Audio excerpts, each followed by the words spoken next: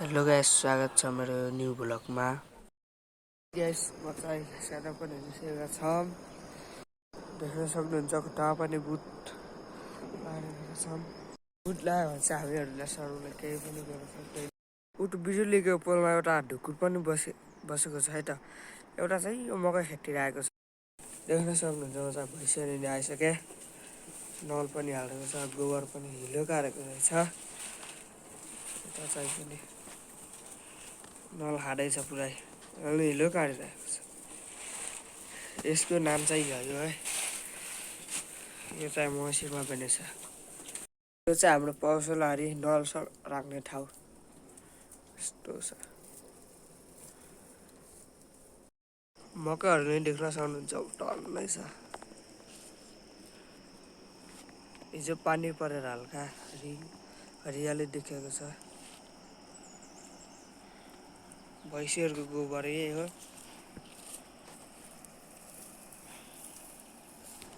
सानो बयसको बुट्टा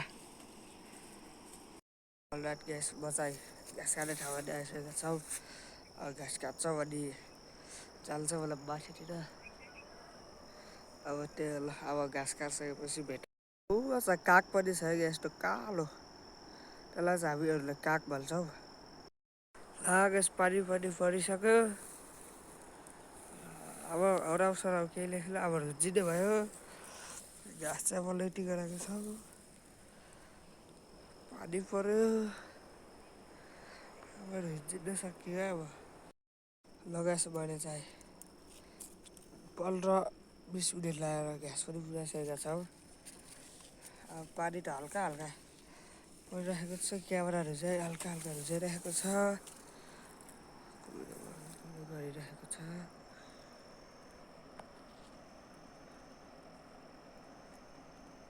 ल यो ल अब डाइरेक्ट माथि पुगिसकेपछि भेटौँला। रात ग्यास मैले चाहिँ घाँस पनि पुगेर हिँडिसकेका छौँ। बाटो सानो छ, त्यस्तै पनि हिँडिरहेको छौँ। अब डाइरेक्ट भैँसी पुगिसकेपछि भेटौँला। ल लगाइस म भैँसीहरू पनि आइसकेका छौँ। अब घाँस खाएर गोबर जस्तो छ, यस्तो बाल्टी निकालेर बसिरहेको छ। अब घाँस खाल्छौँ अनि भेटौँला। फाइनली घाँस पनि खाइसक्यो। भइसकेको छ अहिलेसम्म। अब गोबर ठुलो घाँस हालेर जानु पर्ला जस्तो छ। रात ग्यासमा गोबर पनि छोडेर अब घरतिर हिँडेको। बाटो सानो भएर अप्ठ्यारै भइरहेको छ, डर हुन्छ। चराहरू कराइरहेको छन्। अब डाइरेक्ट घर गएपछि भेटाउँछु। त्यसपछि म आइसकेपछि डोको सुगाइदिएँ। त्यसपछि बसेर आगो फुकिदिएँ, डोकोमा सुगाइदिएँ। अनि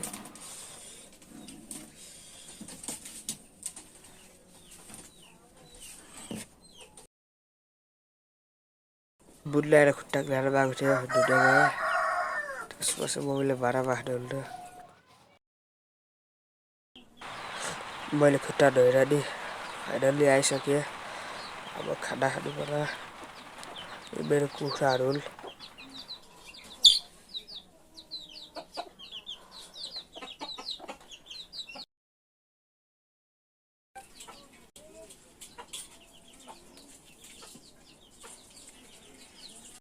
मम्मीले खाना पकाइदिनु भएको थियो र पकाएर मैले पनि खाएँ। अब खाना पनि खाइसकेँ। अब लुगा सुगा धुनु पर्यो। अब त्यही हो काम। अब कपडा धुनमा भेटौँला। त्यसपछि मेरो झोला धुने थियो र झोला पनि धोएँ।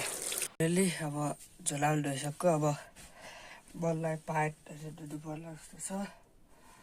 अब घर चाहिँ यो लान्छौँ। ल अब अहिले भेटौँला। कसै दोकानतिर गएँ। दोकानतिर गएर सामानहरू पनि किनेर ल्याइसकेँ। पानी पनि परेको छ।